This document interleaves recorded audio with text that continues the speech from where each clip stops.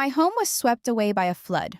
I rushed to my younger brother's house to seek help, but his gold-digger girlfriend got to the door first and blocked it. "You're covered in mud. I won't let you ruin my Ushak rug. I have no room for a homeless woman." So I took out my phone and made a desperate call to my late neighbor's son, a boy I had raised as my own, now a billionaire. Nobody in my family knew he existed. And when he landed his helicopter on their perfect front lawn and said 3 words, the whole family learned exactly who they had shut the door on. My name is Loretta Combs. I am 58 years old, and it took the creek 19 minutes to erase 31 years of my life. 19 minutes. I timed it because timing things is what I did for a living. What the water did not get was a gray fireproof box the size of a toaster oven, and inside that box was a piece of paper with my little brother's signature on it.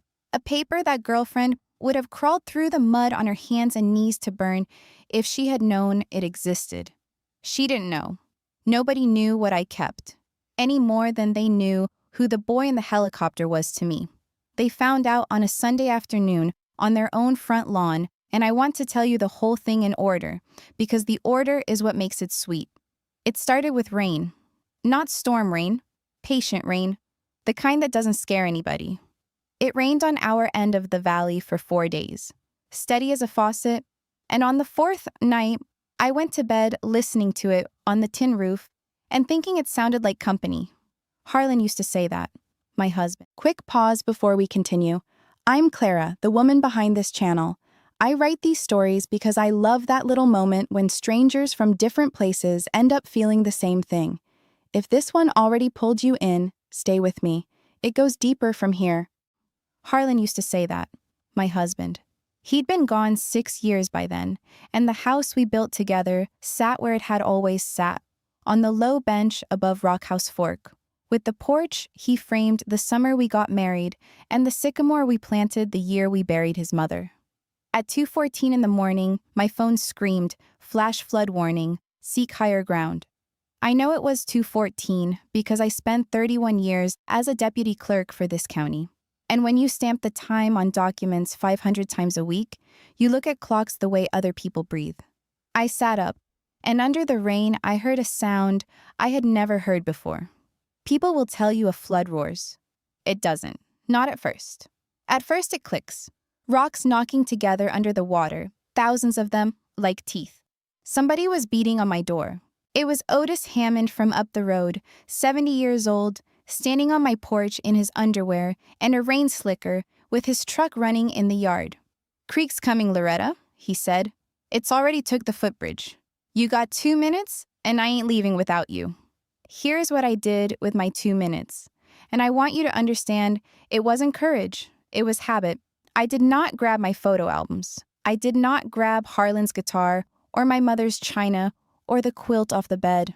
I walked straight to the hall closet, moved the winter coats, and pulled out the gray fireproof box. Because for 31 years, my job was knowing which papers can never be replaced and which ones can. Deeds, titles, court orders, notarized signatures. You can buy a new quilt. You cannot buy a man's signature after he decides he never signed anything. I had that box in my arms and one shoe on when the water came over the porch boards. It wasn't a wave. It was a shove. Like the whole dark yard leaned against my legs at once. Otis grabbed the collar of my nightgown and hauled me into the truck bed. And I sat there in the rain hugging that box while he gunned it up the grade road. And behind us, I heard my house begin to die. It groaned. I heard the porch posts snap, 1, 2, 3, like knuckles. I did not look back. 58 years old, one shoe, a nightgown, a metal box, and the taillights shaking on a dirt road. That was everything I owned in this world by 2:33 a.m. They put us in the fire station over in Kane City. Cots in rows on the truck bay floor, coffee in foam cups, kids asleep on gym mats, and a whiteboard where a young fireman wrote names of people who were accounted for. I watched him write Loretta Combs in blue marker and thought, that's it. That's the whole estate. A name on a whiteboard. I want to be honest with you about that night because this story ends better than it started, and I don't want you thinking I was brave the whole way through. I was not. I sat on a cot with the box on my knees and I shook. Not crying, shaking. A woman from the church brought me socks and a pair of men's sneakers, size 10, and I wore them, and I kept thinking one thought on a loop. Harlan built that porch twice. Once in 1994 and again after the ice storm. He built it twice, and the water took it in one night. At daylight, Otis drove me back down. The road was gone in 2 places, and we walked the last quarter mile. And I will tell you exactly what was left of my home, because swept away is a phrase people use without knowing what it looks like. What it looks like is a concrete slab, swept clean as a kitchen floor. The house itself, the actual house, walls and roof and all, had moved. It sat 140 yards downstream, folded against the big sycamore like a dropped accordion, with my bedroom curtains hanging out of a hole where no window used to be. My refrigerator stood upright in the middle of the creek, door open, like it was offering the water something to eat. There was a smell I still can't describe right. River mud and diesel and somebody's whole pantry, all at once. I stood on my clean swept slab in a dead man's sneakers, and I did the arithmetic a clerk does. The house? Gone. The car? Gone. Found later 2 properties down, full of gravel to the windows. My purse had been in the car. Cash on my person, $4 in the pocket of a borrowed coat. Insurance? Yes. And hold that thought, because it matters more than anything else in this chapter. Flood insurance? The federal kind, $71 a month, which I had paid every single month since 1995, while half the valley laughed at me for it, because when you spend your working life filing other people's disasters at a courthouse counter, you learn what happens to the ones who let it lapse. 29 years of premiums and the one piece of paper that proved it was writing in the gray box under my arm. Otis stood next to me with his hat off, the way you do at a funeral. "You got people, Loretta?" he asked. "You got somewhere?" And here is the part that shames me a little, even now. I smiled when he asked. I actually smiled, standing on my own grave of a house, because I thought I did have somewhere. "My brother's just up in Cardin Mills," I told him. 20 minutes. He's already called me twice this morning. That was true. Denny had called at 7 and again at 8. My little brother, 49 years old, the baby I half-raised after our mother got sick, the man whose house, and remember this part because it runs the whole story. The man whose house exists because of money that came out of mine. He'd heard about the water, and his voice had that crack in it that it used to have when he was 9 and scared of thunder. "Lord Lowe, tell me you got out. Come up here. We got the room over the garage. It's got its own bathroom and everything. Come up here right now.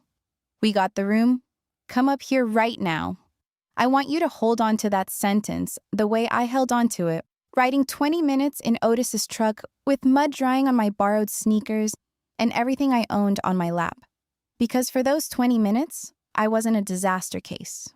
I was a big sister going to her little brother's house, and I was already planning how I'd earn my keep.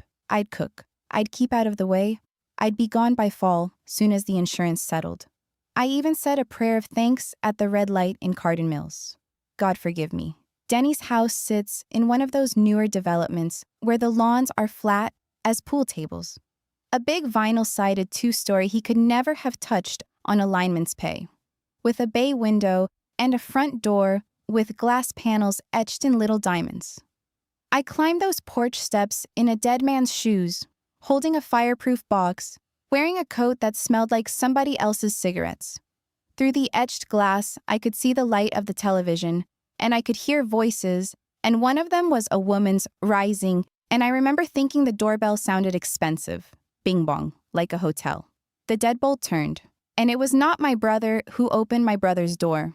The woman who opened my brother's door was 33 years old and wearing white silk pajama pants at 11 o'clock in the morning. Savannah, Denny's girlfriend of 2 years, moved in for 1, and I will describe her fairly because fair is how I keep my accounts. She is pretty, the way a model home is pretty. Everything staged, nothing lived in. She had a coffee mug that said, "Blessed in gold script." And when she saw me on that porch, she did not say hello. She looked at my feet. I followed her eyes down. Dead man's sneakers, size 10, brown to the ankles with creek mud, and my borrowed coat dripping a slow, dark ring onto the welcome mat. Behind her, past the stage hallway, I could see the living room, and I could see the rug. You couldn't miss the rug.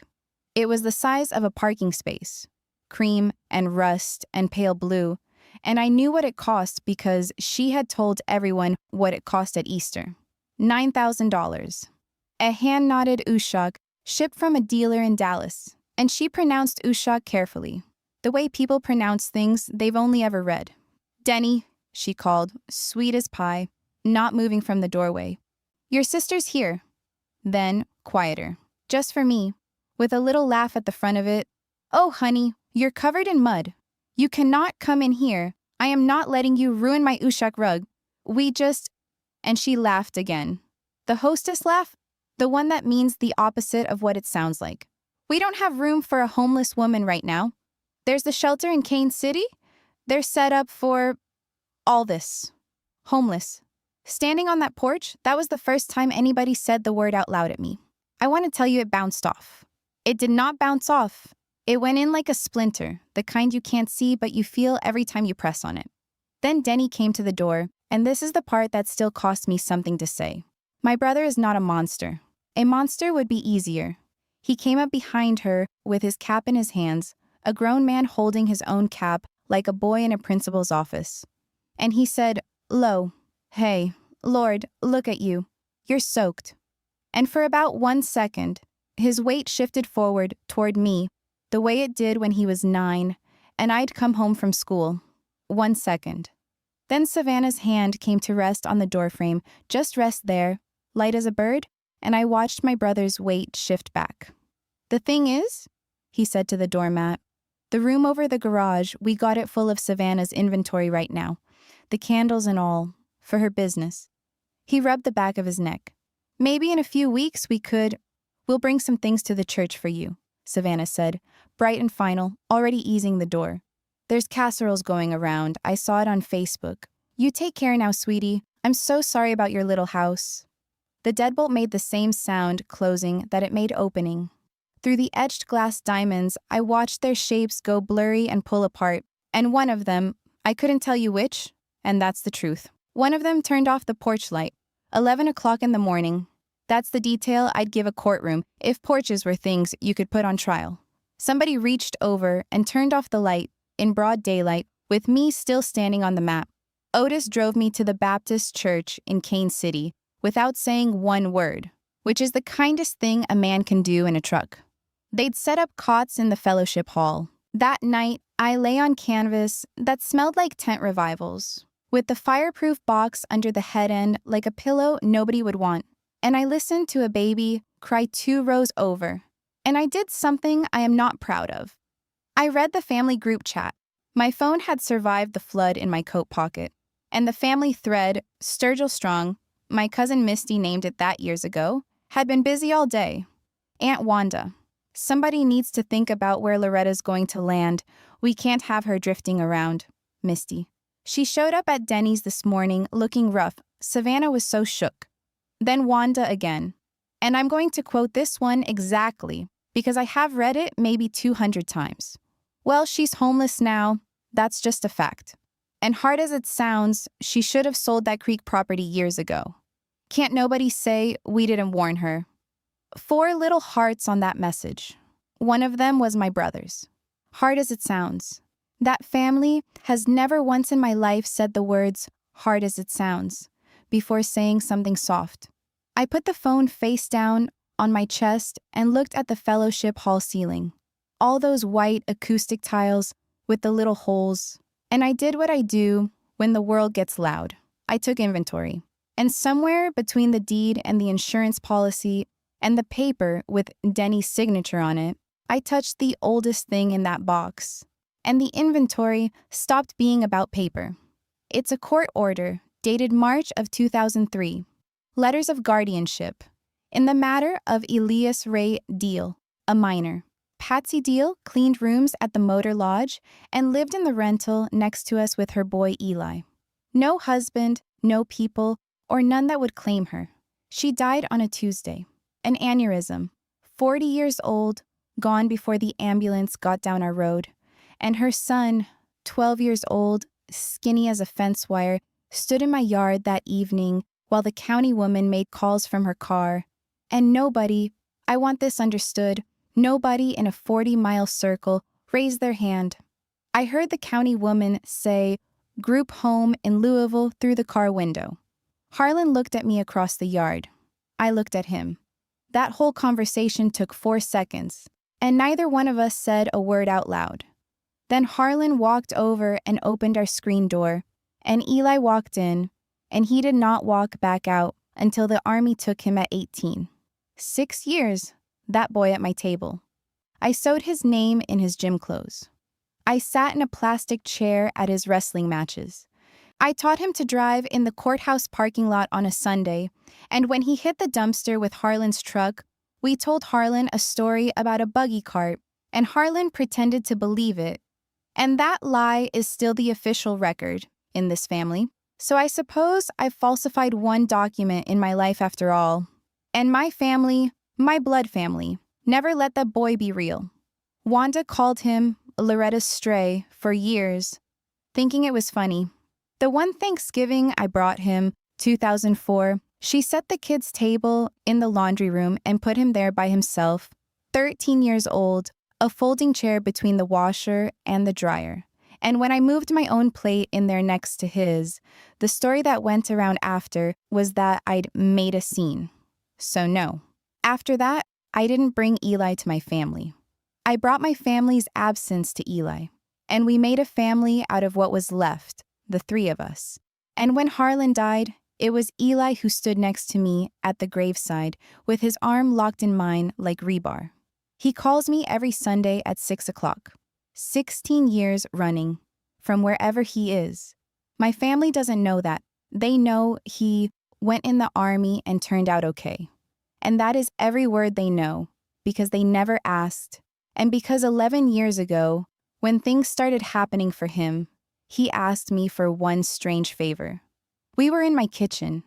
He'd driven up in a plain rental car, and he took my hands across the table and said, "Aunt Lo, whatever comes of this company, they don't get to know me. They put me at the kids' table.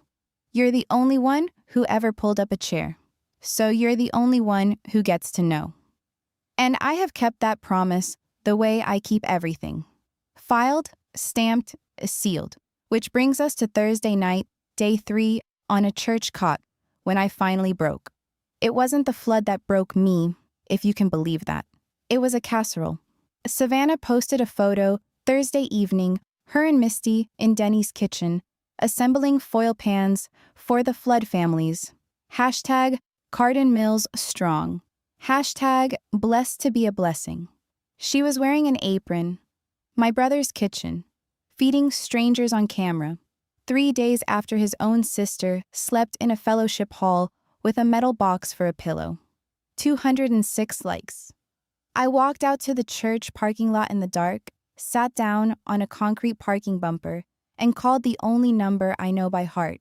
He answered on the second ring the way he always does, like he sleeps with one hand on the phone. Behind his voice, there was a hum I couldn't place, an engine somewhere far off.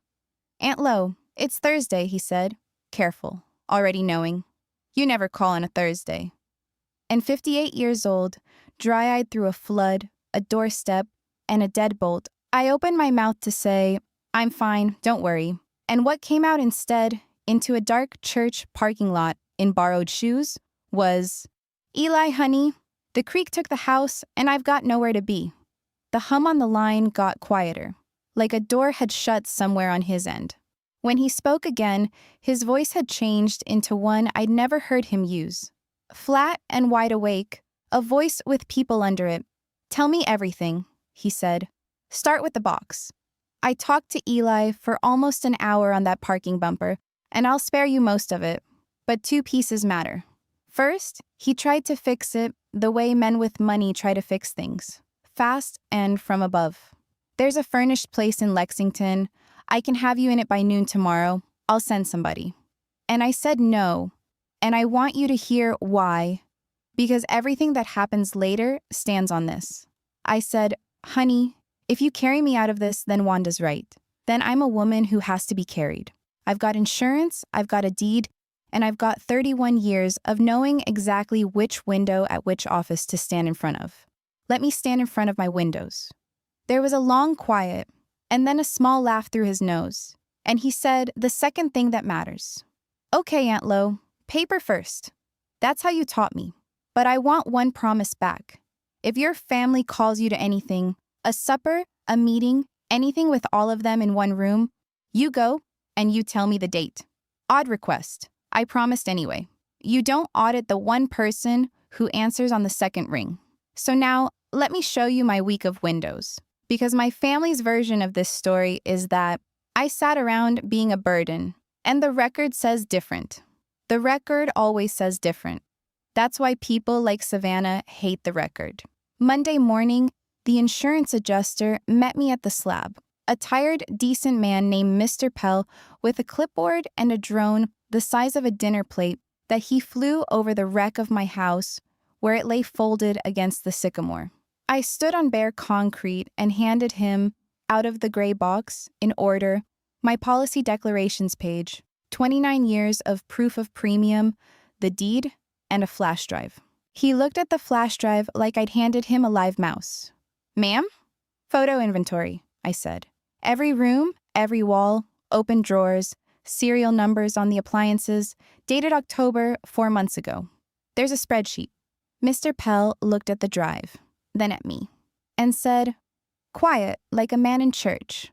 Ma'am, I've worked 400 claims since the water. You're the first one to hand me a spreadsheet. We stood there a second, both of us embarrassed by how close he'd come to crying over a flash drive, and then he cleared his throat and said the number I'd been holding my breath for. Policy limits. The dwelling was insured for $240,000, contents 40 more, and there was no argument to have because the house was not damaged. It was gone, and I could prove every premium back to 1995. This one'll move fast, he said. Fastest file I've got, Tuesday. The Disaster Recovery Center in the old Kmart, where I sat across a folding table from a FEMA girl young enough to be my granddaughter and watched her fight her own computer system for 40 minutes. I got my number, I got my case started, and on the way out, I did something that wasn't for me. Otis was standing in the parking lot holding his papers upside down, lost as a goose. Otis, who beat on my door in his underwear with the creek coming.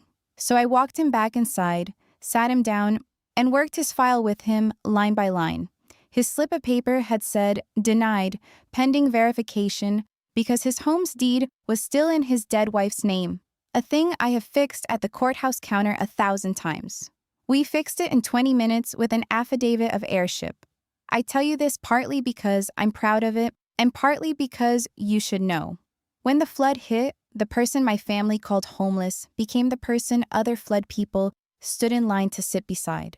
There ended up being a little folding chair line by Thursday. The girl at the FEMA table started waving the hard files over to the clerk lady.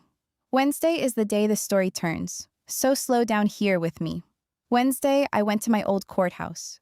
31 years behind that deeds room counter, 6 years retired, and the smell hadn't changed. Toner, old paper, floor wax. Tasha runs my counter now. I trained her when she was 22 and terrified. And she came around that counter and hugged my neck so hard my back popped. And while I was standing there being hugged, I was reading the counter over her shoulder, because a clerk's eyes never retire. The request slips in the basket. The property index open on her screen. And I said, Tasha, why is the index open on Rockhouse Fork? She rolled her eyes the way you do at a nuisance. Third one this week. Some land company's been in every day since the water went down, pulling parcels all up your creek. Copies of everything. Deeds, plats, tax cards. She checked the log. Vantage Land Partners. Fella in a golf shirt. He wanted your parcel Tuesday, hun. Yours specific. Now. Why does a land company in a golf shirt want flooded creek bottom that just ate a whole row of houses? Ruined land, worthless land, land Aunt Wanda said I should have sold years ago? People think flooded land is worthless because they think land is dirt with a view. Land is paper. And there is exactly one buyer on this earth that pays full price for drowned paper: the government. I stood at my own old counter with my heart going quick and asked Tasha to pull the county commission agenda packets. Public record? Anybody can look. Almost nobody does. And there it was, in the draft minutes from the special meeting 9 days after the flood, in the flat gray language they use when they're trying not to start a stampede. The county had applied for a federal hazard mitigation grant, a buyout program. The government buys the flood lots so nobody ever rebuilds in the channel, tears everything down, plants grass. And it pays, this is the part the golf shirts pray you never read, it pays pre-flood value, what your place was worth the day before the rain. There was a draft parcel list attached to the application, and my 2.1 acres sat right there on it, with the assessor's pre-flood figure printed next to it, plain as a price tag. $211,000 land and improvements. And folded in my church tote bag that same afternoon was the letter half the creek had already gotten, because Vantage was papering the whole valley. Cheerful blue logo. We buy flood-damaged properties as IS. Cash, close in 14 days. No cleanup required, you owe nothing. Their offer for parcels, similar to yours, $22,500. For land, the county's own draft sheet had a $211. That's not an offer. That's a man standing at a funeral, picking the widow's purse, smiling, telling her he's doing her a favor carrying it. I sat in Tasha's break room and made copies of all of it. The minutes, the application, the parcel list, the Vantage letter, and filed them in the gray box. And I remember my hands were not shaking at all anymore. It is a strange peace. Being back on ground, you know. Grief was new country to me. Paper is home. Thursday evening, my phone rang, and it was Denny, and his voice was wearing its church clothes. "Lo, hey, we've been worried sick about you." 3 days of silence, but they'd been worried sick. Listen, Savannah feels just awful about how things went at the house. It's her hormones with the, well, anyway, she wants to make it right. We're doing a big family supper, Sunday after next. Everybody's coming. Wanda, Misty, and them. We want you there. And lo, a small pause. The sound of a man reading a card someone wrote for him. Bring your paperwork on the property, would you? Savannah's found some people who could take that mess off your hands. We've been asking around on our end. Family helps family. Family helps family. I said that sounded real nice. And yes, I'd come. And after we hung up, I stood in the church hallway a minute and then texted Eli 3 words. Sunday the 14th. But the mail beat the supper. Saturday. An envelope for me at the church office. Hand addressed, Savannah's fat, happy handwriting with a circle over the I. Inside, no letter. Just a document, 3 pages, and a pink sticky note that said, "So we can handle everything for you?" With 2 exclamation points, and honey, I want you to understand what happened in my body when I unfolded those pages. Because it wasn't anger, not yet. It was recognition. The way a bank teller feels a counterfeit before her brain says the word. I have stamped 10,000 of these across a counter. It was a quick claim deed, prepared and ready. My name typed in as grantor, conveying my 2.1 acres on Rockhouse Fork for the recited consideration of $1, love and affection and family assistance. To Dennis R. Sturgill and Savannah L. Pruitt, joint tenants with right of survivorship. They didn't want to take the mess off my hands. They wanted the deed. My little brother, or the pink sticky note that runs him now, was asking me to sign over $211,000 for $1, love and affection. And down at the bottom of page 3, in the notary block, where the state requires a licensed, neutral, disinterested officer of the Commonwealth to witness my free and willing signature, a name was already typed in, nice and confident, waiting next to an empty line. Misty Sturgill Adkins, my cousin. Notary commission number and all. Sunday the 14th, supper at Denny's. Everybody was coming. Well, they had no idea how true that was about to be. Before I take you to that supper, you need to know what was on the fourth piece of paper in the gray box. My family's whole plan that Sunday depended on a simple arithmetic. Loretta has nothing, so Loretta will sign anything. And the paper in the box said different, because the truth was exactly upside down from the story they'd been telling on Facebook. I was not the charity case in that family. I was the bank. Go back with me to 2021. Harlan had been gone about a year. The life insurance had come, $80,000, which sounds like a lot until you understand it's what a good man's whole life boils down to when the funeral's paid. And I had it sitting untouched, because spending it felt like spending him. And that spring, Denny came to my porch. Not called, came. Sat on the steps with his elbows on his knees, 44 years old, and cried like the 9-year-old I used to walk home from school. He and his first wife had split, and the split had cleaned him out. He was renting a moldy duplex in town. His boy was staying there every other weekend, sleeping on a couch, and there was a house in Cardin Mills. A repo? A big vinyl 2-story going below market. A one-time chance. And the bank wanted $38,000 down in closing. And Denny had $4,000 and a truck payment. I'll never get another shot like this, Lo, he said to the porch boards. I know what I'm asking. I know whose money it is. Meaning Harlan's. Meaning he knew he was asking me to spend my dead husband on him. And I did it. I want to be plain about this. I have never once regretted it, not even now. That's what the money was for. That's what Harlan would have said. Family is what money is for. But here's where I need you to see both things I am at the same time, because both are true.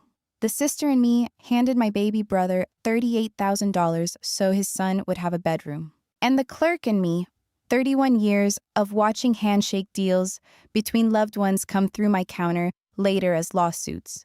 The clerk and me typed up a promissory note. Simple as a hymn. $38,000, 4% simple interest, payable on demand, and Denny signed it at my kitchen table, embarrassed, joking about it. You gonna break my thumbs if I'm late? And I drove us both to the bank and had Charlene at the front window notarize it, stamp, and seal, and I filed the original in the gray box. And in 5 years, I never asked him for $1. Never mentioned it. Christmas cards, birthdays, Sunday dinners back when he still had me to them. That note never once came up. I didn't keep it to collect it. I kept it because keeping things is how I love people. Ask Eli. Denny never told Savannah. I knew that for certain the day she stood in that doorway calling me homeless, because no woman alive talks that way to the holder of a demand note on her own front porch. That house, the porch she stood on, the hallway behind her, the floor under the $9,000 rug, $38,000 of it was my dead husband, and she had no idea. Denny had let her believe he'd built it all himself. Shame. Shame is a quiet partner in everything men do, and my brother is made of it. And Savannah found that out and moved in the way water finds a crack in a foundation. Now, the week before the supper, 3 things happened, and I'll take them in order. First, Mr. Pell was as good as his word. An advance came through on my claim, $25,000 with the balance in process. And I did 3 things with it the same day. I rented a little furnished efficiency behind the pharmacy in Kane City, 1 room and a hot plate, mine, with a key. And the first night, I locked that door and slept 9 hours for the first time since the water. I bought myself shoes, plain white sneakers, $74, my size, and I washed the dead man's size 10s and returned them to the church with a thank you card, because borrowed things come back clean. That's the whole difference between people like me and people like Savannah. And I opened a new account at the credit union just for the claim money, because a clerk keeps clean ledgers even when, especially when, family is circling. Second, I went to see my brother. Alone. Give me this much. I didn't go straight to war. I drove Otis's borrowed truck out to the utility yard on a Wednesday. and caught Denny by the equipment shed at lunch. And for 10 minutes, honey, I had him. Just us, sitting on a drop power pole like two kids on a log. I didn't mention the deed. I asked about his boy. He laughed twice, real laughs. I watched my actual brother climb up out of that man's face like something coming up for air, and he looked at his boots and said, "Lo, about the house that morning. The way he worked his jaw. It ain't how I wanted it to go. You know that, right? It's just Savannah. She's got plans, and I can't ever seem to." And his voice ran down like a toy winding out, and his eyes came up, and I promise you, he was one full breath away from telling me something that would have changed the whole story. I could see it sitting behind his teeth. His phone went off. That specific chirp she'd set for herself, so he'd always know. He looked at it, and I watched the tide come in and drown my brother, right there on that power pole. He stood, brushed his jeans, said, "Sunday then," in a voice like a form letter, and walked back toward the trucks, one breath away. I sat on that pole a minute, and then I said out loud, to nobody, to a chain link fence? "All right, then we'll do it in the room." Third, Sunday came, the Sunday before their supper. And at 6 o'clock, my phone rang, and Eli's voice had that flat, wide-awake sound again. I gave him everything like a case file because that's how we talk when it matters. The buyout minutes, the parcel list, 211,000, the Vantage letter at 22.5. This is why I love making these stories. People think silence means weakness until the proof is already in the room. Stay with me. We're right at that point. The buyout minutes, the parcel list, 211,000, the Vantage letter at 22.5, the quitclaim, the pink sticky note, $1 love and affection, joint tenants with right of survivorship, and Misty's name pre-typed in the notary block. He was quiet all the way through. That boy has sat in rooms with senators and never once interrupted me in his life. When I finished, he said, "Say the grantee names one more time." I said them. Dennis R. Sturgill and Savannah L. Pruitt. And Eli said, one syllable, mild as milk. She put her own name on it. A pause. "You always told me greed is patient, but it can't stand to leave the room." She could have hid behind Denny, and I'd have maybe believed it was his idea. She couldn't stand it, Aunt Lo. She had to be on the paper. And then, "Bring the box Sunday. All of it. Don't show anybody anything until you're inside, at the table, with everyone sitting. Rooms matter. You taught me that. Never argue at the counter. Wait for the hearing." "You're coming," I said, not a question. 16 years of Sunday calls. I know his silences the way I know my own handwriting. "One more thing," he said, and I could hear something in his voice I hadn't heard since he was a boy. The sound of a person smiling on purpose. Does Denny's subdivision have one of those homeowners associations? Rules about the common areas, the lawns, all that? It's county. No HOA. Why? "No reason," said Eli Deal, and hung up. I stood in my one rented room with the phone in my hand. On the bed, I laid out my good Navy dress, $71, the first dress bought new since the flood. And next to it, the gray box, packed and squared like a soldier's kit. Deed, policy, claim file, commission minutes, parcel list, Vantage letter, their quitclaim, and on top, in a manila envelope soft at the corners, from 5 patient years, a notarized promissory note for $38,000, payable on demand. They thought they'd invited a homeless woman to supper.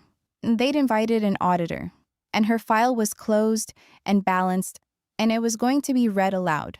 Sunday, the 14th. I got to Denny's at 5 on the nose, in my navy dress and my own new shoes, with the gray box riding the passenger seat of Otis's truck like a deputy. Savannah met me at the door in full hostess costume. Coral dress, gold hoops, a smell of vanilla candle strong enough to lean on. And she'd made herself sweet for the occasion, which frightened me more than the silk pajamas ever did. "Loretta, look at you, all put together." Then the eyes went down, same as before, to my shoes. Brand new, white as communion and clean, and I watched her be a little bit sorry about it. Would you mind slipping those off, sweetie? The rug. 22 years, I've been the family's designated mud. I stepped out of my shoes on their porch and came into my brother's house, in my stocking feet, holding a metal box. And honey, let her have that one.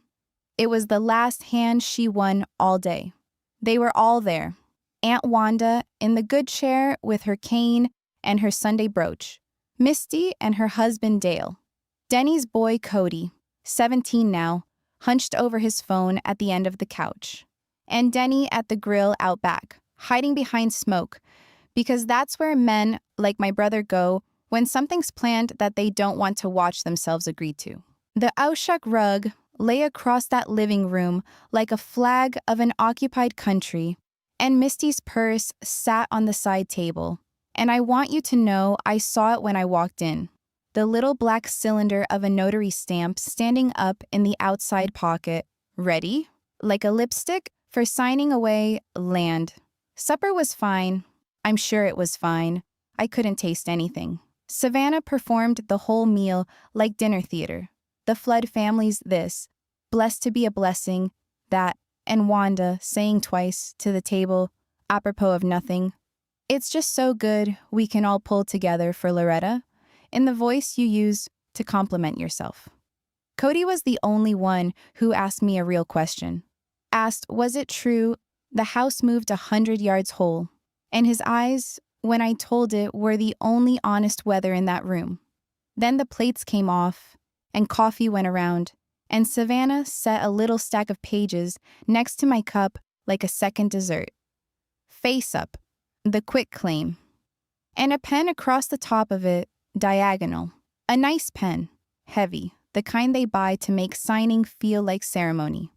"So," she said, hands folded, voice pitched for a hospital ward, "Denny and I have been just sick about you, and we've talked to some people. And here's what we want to do." And she laid it out at how the land was a liability now, how there were environmental things, liens maybe, you don't want that following you at your age, how they'd take on the whole burden, the cleanup, the taxes, all of it. And I'd be free and clear, fresh start. She'd rehearsed. It ran smooth as a radio ad.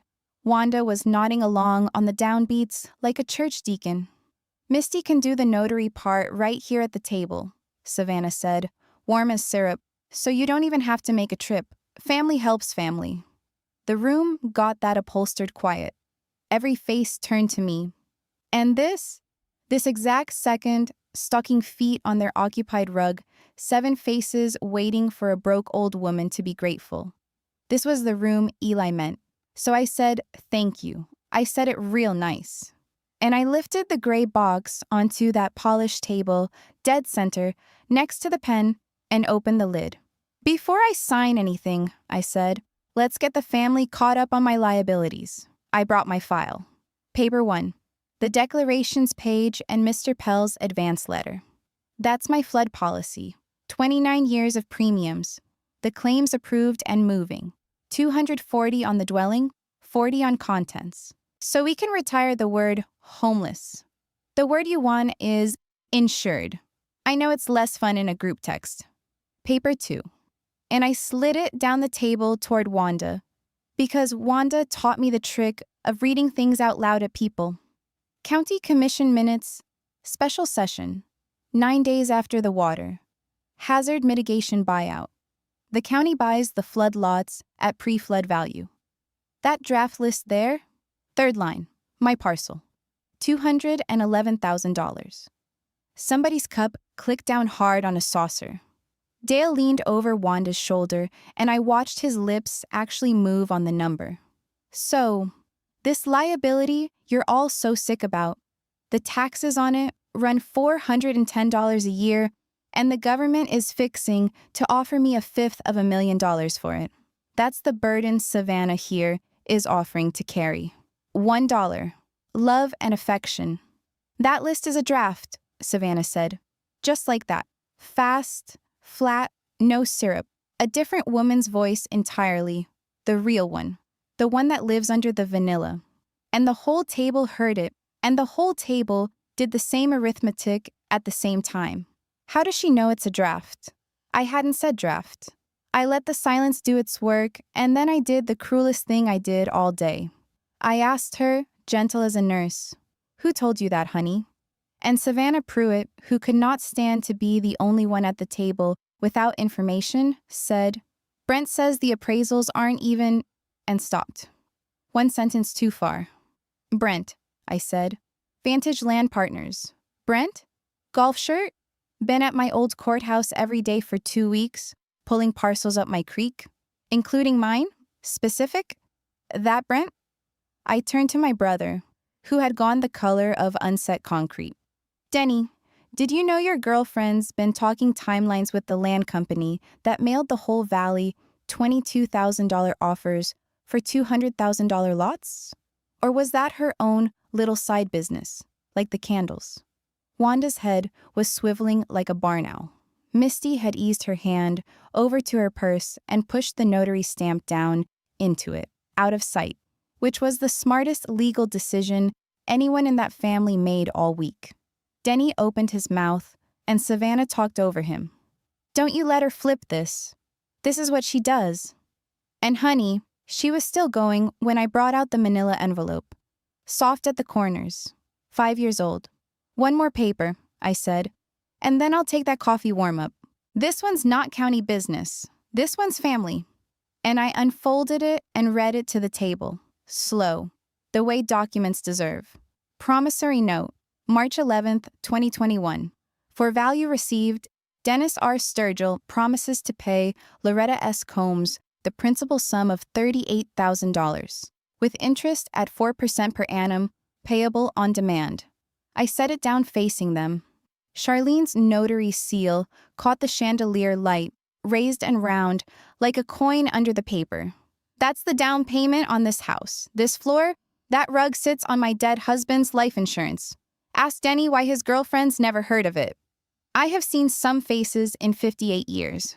I had never seen a face do what Savannah's did, because it had to do 3 things at once, and none of them mixed. Gold digger math, hostess damage control, and pure animal fury, all fighting for the same 40 muscles. She turned on Denny. "What is she talking about?" And my brother had his eyes shut, both hands flat on the table like a man riding out a tremor. And Wanda, God bless her forever, chose that exact moment to whisper, way too loud, 4% of 38 for 5 years, that's, Dale, what is that? "About 45,600, I said, "as of today. And today's the day I'm calling it." Bedlam. Savannah up out of her chair, Misty saying, "Now let's everybody just." Denny saying, "Low, low, wait, low." Wanda fanning herself with the county minutes like they were a funeral program. Cody filming under the table until Dale swatted him. I sat still in the middle of it with my hands folded on the gray box, and it was in the middle of all that yelling that I noticed the change in the air. A pressure, more than a sound. The windows started to buzz, real gentle in their frames. The chandelier baubles ticked together. Cody heard it next. Kids hear helicopters before Christians do. And went to the bay window with his phone already up and said the sentence that will be quoted in my family until the last Sturgill dies. Something's landing on the lawn. That flat pool table lawn, Savannah's pride, mowed on a diagonal by a service. The thing that came down onto it out of the 5 o'clock sky was black and quiet the way expensive machinery is quiet. And it set down soft as a cat, flattening a perfect circle into that diagonal stripe. And the rotor wash took every geranium out of the beds and pinned Wanda's church program to the glass. The whole family stampeded to the window. Even Savannah, especially Savannah, whose face had already switched from fury to a kind of pageant hope because a helicopter meant money, and money meant her. That's the only religion she's got. The side door opened, and a man got out low under the blades and stood up in my brother's yard. Jeans, plain gray jacket, nobody special unless you knew. He walked toward the porch like he'd walked it before. And he had, but not this porch. And Savannah got to the front door first, flung it wide, and arranged herself into a welcome. "Well, hello," she sang out. "Can we help you? Are you lost? Or, I'm here for Miss Loretta," he said. You could have heard a pin drop into that ooshak. Savannah's smile hung on by its fingernails. I'm sorry, who are you?" And Eli Deal looked past her, found me in that crowd of my own blood in my stocking feet, and his whole face did the thing it's done since he was 12 years old at my supper table. And he answered her question, all 3 words of it, in a voice that carried to the back of the room. She raised me. For a solid 5 seconds, nobody in that room breathed. Savannah stood holding the door she'd once shut on me, and I watched the sentence go through the family like current through a fence line. She raised me. Wanda got there first. Wanda has spent 79 years keeping files on everybody. She just files them in her spite instead of a box. And I heard her say, half to herself, in pure wonder, "That's Patsy Deal's boy. That's Loretta's little stray." "Yes, ma'am," Eli said, pleasant as Sunday. He stepped inside past Savannah like she was a coat rack, and I will love this detail till they bury me. He stopped on the mat and wiped his boots. Thoroughly, both of them. Looked down at that $9,000 rug the whole time he did it, then looked up at Savannah with nothing at all in his face and said, "Nice rug." That's all. 2 words, and she flinched like they were subpoenas. Cody broke first.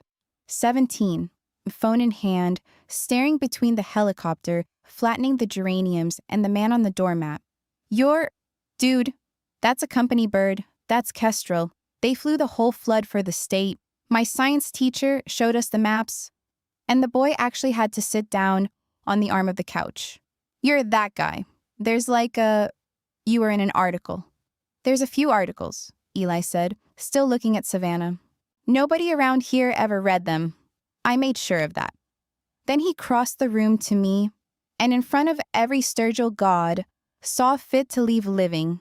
This 6-foot man in a plain gray jacket bent down and kissed the top of my head like I was made of communion glass, and said, "Hey, Aunt Lo, sorry about the flowers out there. I'll fix them. Let me tell you what money actually does to a family like mine. It doesn't shame them. Shame requires inventory. What it does is throw their whole filing system in the creek. For 20 years, I was the mud they wiped their feet on, and the stray was the punchline. And here was the punchline, standing on the Oshak with rotor wash, still moving the curtains. And you could watch every person in that room start reshelving 20 years of story in real time. Wanda's face was doing arithmetic it had no columns for. Misty had gone the exact pink of her own sticky note. And Savannah did the only honest thing she did all year. She looked at Eli and then at me, and her eyes went flat and cold as 2 nickels, because she alone had fully grasped the size of the mistake, all of it, clear back to a doorstep 3 weeks ago. She'd had the winning ticket on her own front porch, covered in mud, and she'd turned off the light on it. Eli turned to my brother. "Denny, walk me out to your lawn. I owe you a look at what my landing gear did to it." Which is how the 2 of them ended up alone out there by that black machine for 11 minutes, while the whole family pretended not to watch through the bay window. I got the accounting later, from Denny himself, and it deserves telling straight. No threats. Eli didn't mention the note, or Vantage, or lawyers, not once. He told Denny about a folding chair between a washer and a dryer in 2004. He told him what it does to a boy to eat Thanksgiving alone in a laundry room, listening to a family laugh through a wall, and what it does to watch the one woman who moved her plate get her door shut on her 50 years later in the rain by the same laughter. And then he said, Denny quoted it to me with his voice breaking, so I believe every word, "I got no plans for you, man." She'd skin me. But you should know that from where I sat, your sister was the whole family. The rest of y'all were just people who happened to eat there. My brother came back inside, Off that lawn, a different man. Not a better one. Not all at once. I'm 58. I don't believe in porch step conversions anymore. But different.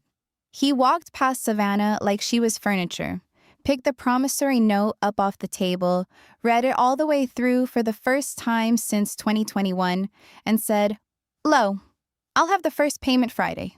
I should have... And then his voice quit on him, and my baby brother stood in his own dining room and cried in front of everybody, and not one soul moved to comfort him. And that, children, is the family I come from. And that is why I keep files instead. Now let me close the accounts, one by one, like a clerk does. The claim paid in full, a hair over $270 after the deductible. The county's buyout money took months more to clear, the way government money does. But the award letter came, $211 on my parcel, and I turned it down. You heard me. I signed the county's waiver at Tasha's counter, my counter, and asked them to move my slot and its funding down the list to the Hensley girl from the fire station, the one with the baby, whose own little house flooded to the eaves with no policy and no counter to stand at. The government can buy her exit. Me, I kept my land. Because here's what Brent's spreadsheet and Savannah's greedy little heart never understood about my 2.1 acres. The flood took the bench by the creek, but the knob behind it sits 40 feet up, high and dry, and it's been mine all along. I built new up there, smaller. 1 story, deep porch, metal roof. From the new porch, you can see the sycamore that caught my old house, and you can see the water that took it, and there is not one thing that water can do to me ever again but be scenery. Denny pays me $760 a month in person, cash or check, first Friday of every month, and I mark the ledger while he watches, and then, this is the part I didn't plan, he stays. Carries lumber, fixes what Cody nails crooked. We don't talk about her much. Savannah lasted exactly 31 days after the helicopter. Turns out that when the buyout angle died, and the note surfaced, and the refinance to pay me shrank the house money down to house-sized, there was nothing left at that address for a woman like her to love. She left for a dentist in Lexington she'd apparently kept warming on low the whole time. She took the rug. Honey, he helped her roll it. Last I heard from Misty, who mails me a card every month now, gilt on a stamp, and whose notary commission I never did report, 1 mercy per customer. The dentist's mother has opinions about her, and I wish that woman a long life and a loud voice. Wanda told everyone at church she always knew the deal boy was destined and had the nerve to ask me for his contact information for her roof. I sent a roofer, paid the deposit myself off the interest Denny had paid me, and told her it was from the family. Because I'm not at war with old women. I just don't hand them ammunition anymore. I left the group chat the night of the supper. No speech, no door slam, just tapped leave, quiet as closing a file drawer. And I have slept the sleep of the righteous every night since. And Eli. Every Sunday at 6. Same as 16 years, except now half the time the call comes from my own porch because he flies in and takes it there, boots up on my rail, while Cody, who informed his father he'd be spending summers with his aunt, and did, burns burgers for us in the yard. Eli never gave me a dime, by the way. I want the record to show that, not a dime, because I never let him. What he gave me was 3 words in a doorway, and 1 thing more, at the house raising, and I'll finish there. When his survey crews flew the valley for the state, the week after the water, one of his pilots flagged debris a mile below my place. And Eli, who reads those flights the way I read deeds, saw a shape in the pictures and sent 2 men down the bank after it, my front door. Harlan's front door, oak, hung by that man's own hands in 1994, ripped off whole and carried a mile and wedged 10 feet up in the crook of a willow like the flood was saving it for somebody stubborn enough to come asking. Eli's men brought it up. He had it planed and rehung true, but he made them leave the mud stain. A gray water line across the panels, hip-high, baked in for good. And the day we set it, on its new hinges, on the new house, on the high ground, he tightened the last screw himself with my dead husband's screwdriver and said, "There, now it's home. It's got its scar and everything. So that's my door now, and that's my ending. The real kind. The kind you can walk up and knock on." Some evenings, I stand out on my own porch, up on the knob, on land I refuse to sell twice, once to a golf shirt and once to my own blood. And I put my hand on that brass knob Harlan's hand wore smooth, and I look at the waterline scar, and I lock it, or I don't, depending on nothing but me. Sundays, it stands wide open at 6 o'clock for whoever's earned the porch. The boy I raised, the nephew I'm raising a little late, the neighbor who came for me in his underwear, the brother who's paying me back $760 at a time. And when it gets full dark, I reach inside the frame and I turn my porch light on. On. Every night, all night, where the whole valley can see it. Because I had a door shut on me once, with the light switched off at 11 in the morning, and I made myself a promise on that mat, in a dead man's shoes. Nobody was ever going to touch a light switch on me again. It's my switch now. My door, my hinges, my mud scar, my hill. The water can rise when it pleases. I'm the high ground. I'm Clara, and this is my channel. I love making these stories and sharing them with people across the world. If this one found you at the right time, subscribe. I'll see you in the next one.